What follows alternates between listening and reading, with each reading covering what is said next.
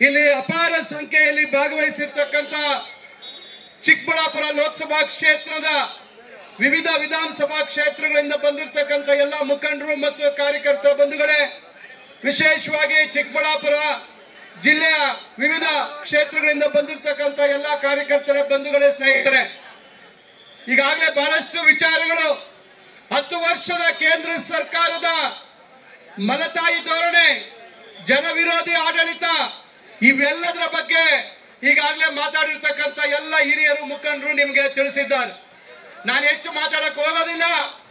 ನಾನು ತಮ್ಮೆಲ್ಲರಿಗೂ ಕೇಳೋದಿಷ್ಟೇ, ಚಿಕ್ಕಬಳ್ಳಾಪುರದ ಜನತೆ ಏನು 10 ವರ್ಷಗಳ ಈ ಒಂದು ಮಾಜಿ ಮಂತ್ರಿ ಏನಿವತ್ತು ಬಿಜೆಪಿಯಲ್ಲಿ ಅಭ್ಯರ್ಥಿ ಆಗಿದ್ದಾರೆ, ಅವರ ಆಡಳಿತ ವ್ಯವಸ್ಥೆಯನ್ನ ನೋಡಿ ಬೇಸತ್ತು ಇವತ್ತು ನಮ್ಮ ಯುವ ಸ್ನೇಹಿತ ಪ್ರದೀಪ್ ಈಶ್ವರನ್ನ ತಾವು ದೊಡ್ಡ ಮಟ್ಟದಲ್ಲಿ ಆಶೀರ್ವಾದ ಮಾಡಿದ್ದೀರಿ. ಹಿಂದೆ ಇದೇ ವೃತ್ತದಲ್ಲಿ ಭಾಷಣ ಮಾಡುವಂತ ಸಂದರ್ಭದಲ್ಲಿ ನಾವು ಹೇಳಿದ್ವಿ, ಇಲ್ಲಿ ಆಡಳಿತ ಇರ್ತಕ್ಕಂಥದ್ದು ರಿಪಬ್ಲಿಕ್ ಆಫ್ ಚಿಕ್ಕಬಳ್ಳಾಪುರ ಅಂತಕ್ಕಂಥ ಮಾತನ್ನ ಆ ಸಂದರ್ಭದಲ್ಲಿ ನಾವು ಹೇಳಿದ್ವಿ. ಹಲವಾರು ವಿಷಯಗಳ ಬಗ್ಗೆ ಇಲ್ಲಿ ಚರ್ಚೆ ಮಾಡಿದ್ವಿ. ನಾನು ಒಂದು ತಮಗೆ ಹೇಳ್ತಕ್ಕಂಥದ್ದು, ಕಾಂಗ್ರೆಸ್ ಪಕ್ಷದ ಸರ್ಕಾರ, ಸನ್ಮಾನ್ಯ ಸಿದ್ದರಾಮಯ್ಯ ಅವರ ನೇತೃತ್ವದ ಸರ್ಕಾರ, ಸನ್ಮಾನ್ಯ DK ಶಿವಕುಮಾರ್ ಅವರ ಸಹಕಾರದೊಂದಿಗೆ ನಮ್ಮೆಲ್ಲರ ಒಂದು ಉದ್ದೇಶ, ಒಳ್ಳೆಯ ಉದ್ದೇಶದಿಂದ ನಾವೇನು ಚುನಾವಣೆ ಪೂರ್ವದಲ್ಲಿ ನುಡಿದಿದ್ವಿ, ಏನು ಭರವಸೆ, ಏನು ಗ್ಯಾರಂಟಿಗಳನ್ನ ಕೊಟ್ಟಿದ್ವಿ, ಆ 5 ಗ್ಯಾರಂಟಿಗಳನ್ನ ನುಡಿದಂತೆ ನಡೆದಿರ್ತಕ್ಕಂಥ ಸರ್ಕಾರ ಅಂತೇಳಿ ತಮಗೆಲ್ರಿಗೂ ಗೊತ್ತಿರ್ತಕ್ಕಂಥ ವಿಚಾರ. ಆದ್ರೆ ವಿಶೇಷವಾಗಿ ಚಿಕ್ಕಬಳ್ಳಾಪುರದಲ್ಲಿ ಇವತ್ತು 10 ತಿಂಗಳಿಂದ ಜನ ನೆಮ್ಮದಿಯಿಂದ ಇವತ್ತು ಬದುಕನ್ನ ಸಾಗಿಸ್ತಾ ಇದ್ದಾರೆ. ಯಾರ ಮೇಲೂ ಅನಾವಶ್ಯಕವಾಗಿ ಇವತ್ತು ಕೇಸುಗಳು ದಾಖಲಾಗ್ತಾ ಇಲ್ಲ. ಇವತ್ತು ಹಿಂದೆ ಮಾತಾಡುವಂತ ಸಂದರ್ಭದಲ್ಲಿ ನಾನು ಹೇಳಿದ್ದೆ, ಚಿಕ್ಕಬಳ್ಳಾಪುರದಿಂದ ಹೋಗ್ತಕ್ಕಂಥ ಪ್ರತಿಯೊಂದು ಜಲ್ಲಿ ಕಲ್ಲು ಮೇಲೆ ಟ್ಯಾಕ್ಸ್ ಇದೆ ಅಂತಕ್ಕಂಥ ಮಾತನ್ನು ಹೇಳಿದ್ದೆ. ಈಗ 10 ತಿಂಗಳಿಂದ ಆ ವ್ಯವಸ್ಥೆ ನಿಂತಿರ್ತಕ್ಕಂಥದ್ದು ತಮಗೆಲ್ರಿಗೂ ಗೊತ್ತಿದೆ. ಇದು ಬದಲಾವಣೆ ತಂದಿರ್ತಕ್ಕಂಥದ್ದು. ಏನು 10 ವರ್ಷಗಳ ಅಭಿವೃದ್ಧಿಯಲ್ಲಿ ಏನು ನಾನು ಮಾಡಿದ್ದೀನಿ ಅಂತ ಹೇಳ್ತಾರೆ, ಮುಕ್ತ ಜನರಿಗೆ ನಾನು ನಿವೇಶನ ಕೊಟ್ಟಿದ್ದೀನಿ ಅಂತ ಹೇಳಿ ಇವತ್ತು ಸುಳ್ಳು ಹಕ್ಕುಪತ್ರಗಳನ್ನ ಕೊಟ್ಟಿರ್ತಕ್ಕಂಥದ್ದು ಸಾಬೀತಾಗಿದೆ.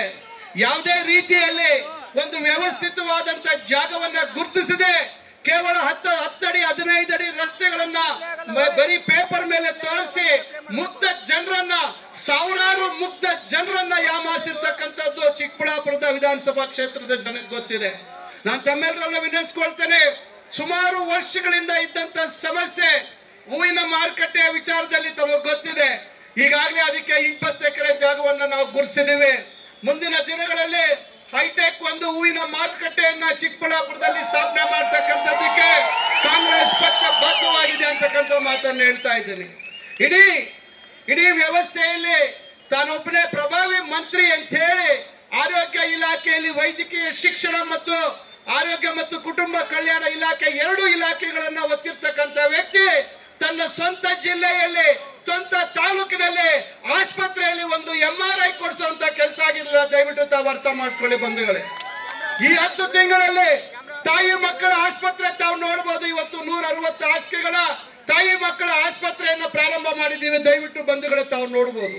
ಇಲ್ಲಿ ಈಗ ನಾವು 10 ತಿಂಗಳಲ್ಲಿ ಈಗ ನಾವು ಇದಕ್ಕೆ MRI ಆಗ್ಬೇಕು, ಇಲ್ಲಿ ಇರ್ತಕ್ಕಂಥ CT ಸ್ಕ್ಯಾನ್ ಆಗ್ಬೇಕು, ಅದನ್ನ ಅಲ್ಲಿ ಸ್ಥಳಾಂತರ ಮಾಡಿ ಸಾರ್ವಜನಿಕ ಆಸ್ಪತ್ರೆ ಹತ್ರ ಹೊಸ ಸುಸಜ್ಜಿತವಾದಂತ ಡಯಾಗ್ನೋಸ್ಟಿಕ್ ಬ್ಲಾಕ್ ಅಂತ ಹೇಳಿ ಸುಮಾರು 9.5 ಕೋಟಿ ರೂಪಾಯಿ ಕಟ್ಟತಕ್ಕಂಥದಕ್ಕೆ ಈಗಾಗಲೇ ಯೋಜನೆ ತಯಾರು ಮಾಡಿ ನಾವು ಬೇರೆ ಒಂದು ಇಲಾಖೆಯಿಂದ ನಾನು 8,20,00,000 ನಮ್ಮ ಕರ್ನಾಟಕ ರಾಜ್ಯ ಪರೀಕ್ಷಾ ಪ್ರಾಧಿಕಾರದಿಂದ ನಾನು ಇವತ್ತು ಅದಕ್ಕೆ ಹಣ ಕೊಡಿಸಿದ್ದೀನಿ. ಈ ರೀತಿಯಾಗಿ ಇವತ್ತು ಚಿಕ್ಕಬಳ್ಳಾಪುರ ವಿಧಾನಸಭಾ ಕ್ಷೇತ್ರ ಮತ್ತು ಜಿಲ್ಲೆಯ ಜನರ ಬದುಕಿನಲ್ಲಿ ಬದಲಾವಣೆ ತರಬೇಕು ಅಂತಕ್ಕಂಥ ಪ್ರಯತ್ನ ಮಾಡ್ತಾ ಇದ್ದೀವಿ.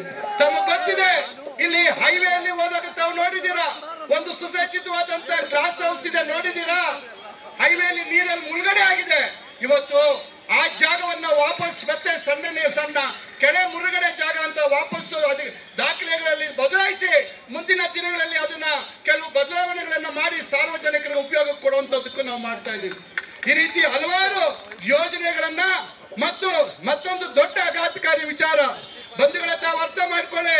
10 ವರ್ಷ ಇವರ ಆಡಳಿತ, 5 ವರ್ಷ ಅವರು 4 ವರ್ಷ ಮಂತ್ರಿಯಾಗಿ ಸರ್ಕಾರದಲ್ಲಿ ಇದ್ದಂತವರು ಇವತ್ತು ಈ ಜಿಲ್ಲೆಯಲ್ಲಿ 20,000 ಹೆಕ್ಟೇರ್ ಅಂದ್ರೆ ಸರಿಸುಮಾರು 50,000 ಎಕರೆ ಅರಣ್ಯ ಪರಿಭಾವಿತ ಡೀಮ್ಡ್ ಫಾರೆಸ್ಟ್ ಗೆ ಸೇರಿಸಿರ್ತಕ್ಕಂಥ ಘನತೆ ಈ ದೊಡ್ಡ ಮನುಷ್ಯರಿಗೆ ಸೇರ್ತದೆ. ದಯವಿಟ್ಟು ಅರ್ಥ ಮಾಡ್ಕೊಳ್ಳಿ.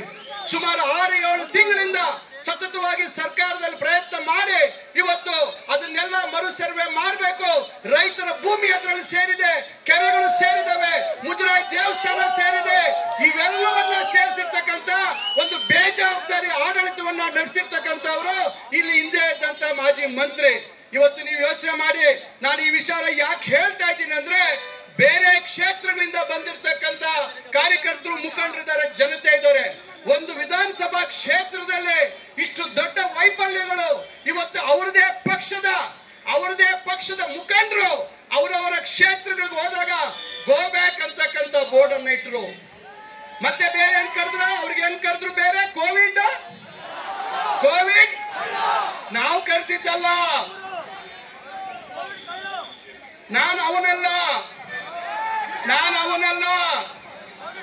ಅದರಿಂದ ಇವತ್ತು ನಾನು ಹಿಂದೆ ಮಾತಾಡುವಂತ ಸಂದರ್ಭದಲ್ಲಿ ಹೇಳಿದೆ, ಅವರು ಭ್ರಷ್ಟಾಚಾರದ ವಿಶ್ವವಿದ್ಯಾಲಯಕ್ಕೆ ಮುಖ್ಯಸ್ಥರು ಅಂತಕ್ಕಂಥ ಮಾತನ್ನ ಹೇಳಿದ್ದೆ. ನಾನು ಚಿಕ್ಕಬಳ್ಳಾಪುರ ಪಾರ್ಲಿಮೆಂಟ್ ನ ಎಲ್ಲಾ ವಿಧಾನಸಭಾ ಕ್ಷೇತ್ರದ ಸಮಸ್ತ ಜನತೆಯಲ್ಲಿ ಕೈ ಜೋಡಿಸಿ ಪ್ರಾರ್ಥನೆ ಮಾಡ್ಕೊಳ್ತೇನೆ, ದಯವಿಟ್ಟು ಅವರದೇ ಪಕ್ಷದವರು ಅವರ ಭ್ರಷ್ಟಾಚಾರದ ಬಗ್ಗೆ ಸವಿವರವಾಗಿ ಇವತ್ತು ದೊಡ್ಡ ಮಟ್ಟದಲ್ಲಿ ಹೇಳ್ತಾ ಇರ್ತಕ್ಕಂಥ ಸಂದರ್ಭದಲ್ಲಿ ದಯವಿಟ್ಟು ತಾವು ಇಂಥ ವ್ಯಕ್ತಿನ ಪಾರ್ಲಿಮೆಂಟ್ ಕಳಿಸ್ತಕ್ಕಂಥ ದುಸ್ಸಾಹಸವನ್ನ ತಾವು ಮಾಡಬಾರ್ದು. ಇಂಥ ವ್ಯಕ್ತಿ ಇವತ್ತು ಮನೆಯಲ್ಲೇ ಕೂರ್ತಕ್ಕಂಥದ್ದು ಸೂಕ್ತ ಅಂತಕ್ಕಂಥ ಮಾತನ್ನ ಈ ಸಂದರ್ಭದಲ್ಲಿ ಒಂದು ಪಾರ್ಲಿಮೆಂಟ್ ಕ್ಷೇತ್ರದ ಜನತೆಗೆ ಹೇಳಲಿಕ್ಕೆ ಬಯಸ್ತೇನೆ. ಬಂಧುಗಳೇ, ಈಗಾಗಲೇ ಬಹಳಷ್ಟು ಇವತ್ತು ತಾವು ಪರಿಸ್ಥಿತಿಗಳನ್ನ ಅವಲೋಕಿಸ್ತಾ ಇದ್ದೀರಿ. ನಾನು ಒಂದು ಹೇಳುವಂತದ್ದು, ಮೋದಿ ಅವರ 10 ವರ್ಷದ ಆಡಳಿತ, ಸಿದ್ದರಾಮಯ್ಯನವರು ಏನು ನಾವು ಚುನಾವಣೆ ಪೂರ್ವದಲ್ಲಿ ಬಡವರಿಗೆ ಕೊಟ್ಟಿರ್ತಕ್ಕಂಥ ಭರವಸೆ, ಭೀಕರವಾದಂತ ಬರಗಾಲ, ಅಕ್ಕಿ ಕೇಳಿದ್ರು ಸನ್ಮಾನ್ಯ KH ಮುನಿಯಪ್ಪನವರು ಡೆಲ್ಲಿಗೆ ಹೋಗಿ ಅಕ್ಕಿ ಕೊಡಿ ಸ್ವಾಮಿ, 34 ರೂಪಾಯಿ ಕೊಡ್ತೀವಿ ಅಂದ್ರೆ ಎಷ್ಟು? 34 ರೂಪಾಯಿ. ಇವತ್ತು ಹೇಳ್ತಾರೆ ಕೊಡ್ತೀವಿ ಅಂತ ಪತ್ರ ಕೊಡ್ತಾರೆ, 2 ದಿವಸಕ್ಕೆ ನಾವು ಕೊಡಲ್ಲ ಅಂತಾರೆ. ಮೊನ್ನೆ 2 ತಿಂಗಳಿಂದ ನೀವು ಅಲ್ಲಲ್ಲಿ ನೋಡ್ತಾ ಇದ್ರಿ, ಅದೇನದು ಭಾರತ್ ರೈಸ್ ಎಷ್ಟು ರೇಟು?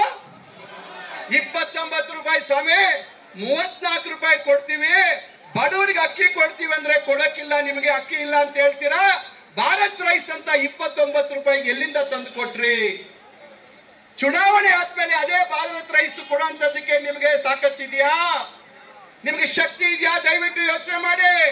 ಜನರನ್ನ 10 ವರ್ಷಗಳಿಂದ ಭಾವನಾತ್ಮಕ ವಿಷಯಗಳನ್ನ ಕೆದಕಿ ಒಂದು ಜಾತ್ಯತೀತ ವ್ಯವಸ್ಥೆಯನ್ನ ಬುಡ ಸಮೇತ ಅಲ್ಲಾಡಿಸ್ತಕ್ಕಂತ ಒಂದು ಕೆಲಸಕ್ಕೆ ನೀವು ಕೈ ಹಾಕಿದ್ರಿ. ಬಾಬಾ ಸಾಹೇಬ್ ಅಂಬೇಡ್ಕರ್ ಅವರು ಫೋಟೋ ಅಲ್ಲಿ ಇಟ್ಕೊಂಡಿದ್ದಾರೆ ನಮ್ಮ ಸ್ನೇಹಿತರು. ಬಾಬಾ ಸಾಹೇಬ್ ಅಂಬೇಡ್ಕರ್ ಅವರು ಈ ದೇಶಕ್ಕೆ ಕೊಟ್ಟಿರ್ತಕ್ಕಂಥ ಸಂವಿಧಾನವನ್ನ ನಾವು ಬದಲಾಯಿಸ್ತೀವಿ ಅಂತ ಹೇಳ್ತಿರಲ್ಲ, ದಯವಿಟ್ಟು ನಾನು ಒಂದು ಮಾತು ಹೇಳ್ತೇನೆ, ಇನ್ನ 100 ವರ್ಷ ಆದರೂ ನೀವು ಆ ಒಂದು ಬಾಬಾ ಸಾಹೇಬ್ ಅಂಬೇಡ್ಕರ್ ಅವರು ಕೊಟ್ಟಿರ್ತಕ್ಕಂಥ ಸಂವಿಧಾನವನ್ನ ನೀವು ಸ್ವಲ್ಪ ಕೂಡ ಮುಟ್ಲಿಕ್ಕೆ ಸಾಧ್ಯ ಇಲ್ಲ ಅಂತಕ್ಕಂಥ ಮಾತನ್ನ ನಾನು ಈ ಸಂದರ್ಭದಲ್ಲಿ ಹೇಳಲಿಕ್ಕೆ ಬಯಸ್ತೇನೆ. ಈ ರೀತಿ ಅವರ ಉದ್ದೇಶಗಳು ಏನು ಅಂತಕ್ಕಂಥದ್ದು ದಯವಿಟ್ಟು ಅರ್ಥ ಮಾಡ್ಕೊಳ್ಳಿ. ನಾನು ತಮ್ಮೆಲ್ಲರಲ್ಲೂ ಕಳಕಳಿಯಾಗಿ ಪ್ರಾರ್ಥನೆ ಮಾಡ್ಕೊಳ್ತೇನೆ. ದಯವಿಟ್ಟು ಏನು ಚಿಕ್ಕಬಳ್ಳಾಪುರದ ಜನತೆ, ನಾನು ಸದಾ ನನ್ನ ಜೀವನ ಪರ್ಯಂತ ಚಿಕ್ಕಬಳ್ಳಾಪುರ ವಿಧಾನಸಭಾ ಕ್ಷೇತ್ರದ ಮತದಾರರನ್ನ ನಾನು ಮರೀಲಿಕ್ಕೆ ಸಾಧ್ಯ ಇಲ್ಲ. ನನ್ನ ಕ್ಷೇತ್ರ ಚಿಂತಾಮಣಿ ಆದ್ರೂ ಸಹ ನಾನು ಇಲ್ಲಿ ಬಂದು ತಮ್ಮೆಲ್ಲರಿಗೂ ವಿನಂತಿ ಮಾಡ್ಕೊಂಡ್ವಿ, ನಾವೆಲ್ಲ ನಾಯಕರು ವಿನಂತಿ ಮಾಡ್ಕೊಂಡ್ರಿ, ನೀವು ಎಚ್ಚೆತ್ತುಕೊಂಡು ಇಂಥ ಒಂದು ರಾಜಕೀಯ ಭ್ರಷ್ಟ ವ್ಯವಸ್ಥೆಯನ್ನ ಹುಟ್ಟಾಕಿರ್ತಕ್ಕಂಥ ಒಬ್ಬ ನಾಯಕನಿಗೆ ಸೂಕ್ತವಾದಂತ ಉತ್ತರವನ್ನ ತಾವು ಕೊಟ್ಟಿದ್ದೀರಾ. ದಯವಿಟ್ಟು ಇಂಥ ಒಂದು ವ್ಯಕ್ತಿಯನ್ನ ನೀವು ಲೋಕಸಭೆಗೆ ಕಳಿಸ್ಬೇಕಾ ಬೇಡವಾ ಅಂತಕ್ಕಂಥದ್ದು ತಾವೆಲ್ಲರೂ ತೀರ್ಮಾನ ಮಾಡಬೇಕು. ತಮ್ಮ ಕೈಯಲ್ಲಿ ಆ ಶಕ್ತಿ ಇದೆ, ತಮಗೆ ಹಕ್ಕು ಬಾಬಾ ಸಾಹೇಬ್ ಅಂಬೇಡ್ಕರ್ ಕೊಟ್ಟಿದ್ದಾರೆ. ಬಾಬಾ ಸಾಹೇಬ್ ಅಂಬೇಡ್ಕರ್ ಅವರ ಕನಸು ಉಳಿಬೇಕು, ಬಾಬಾ ಸಾಹೇಬ್ ಅಂಬೇಡ್ಕರ್ ಅವರ ಸಂವಿಧಾನ ಉಳಿಬೇಕು. ಇವೆಲ್ಲ ಉಳಿಬೇಕಾದ್ರೆ ಇಂಥ ವ್ಯಕ್ತಿಯನ್ನ ನೀವು ಯಾವ ರೀತಿ ನೋಡ್ಬೇಕು? ಒಬ್ಬ ಸರಳ ಸಜ್ಜನ, ಒಬ್ಬ ಒಳ್ಳೆ ಕುಟುಂಬದಿಂದ ಬಂದಿರತಕ್ಕಂತ ಒಬ್ಬ ಯುವ ಈಗಿರುವ ಕಾಂಗ್ರೆಸ್ನ ಅಧ್ಯಕ್ಷನಾಗಿ ಕೆಲಸ ಮಾಡಿರ್ತಕ್ಕಂಥ ರಕ್ಷಾರಾಮಯ್ಯನವರಿಗೆ ನಿಮ್ಮ ಮತ ಕೊಟ್ಟು ಕಾಂಗ್ರೆಸ್ ಪಕ್ಷದ ಹಸ್ತದ ಗುರುತಿಗೆ ಅತಿ ಹೆಚ್ಚಿನ ಬಹುಮತದಿಂದ ಗೆಲ್ಸ್ಕೊಡ್ಬೇಕು ಅಂತ ಹೇಳಿ ತಮ್ಮೆಲ್ಲರಲ್ಲೂ ಕೈ ಜೋಡಿಸಿ ಪ್ರಾರ್ಥನೆ ಮಾಡಿಕೊಂಡು ನನ್ನೊಂದು 2 ಮಾತು ಮುಗಿಸ್ತೇನೆ. ಜೈ ಹಿಂದ್, ಜೈ ಕರ್ನಾಟಕ, ಜೈ ಕಾಂಗ್ರೆಸ್. ಈಗ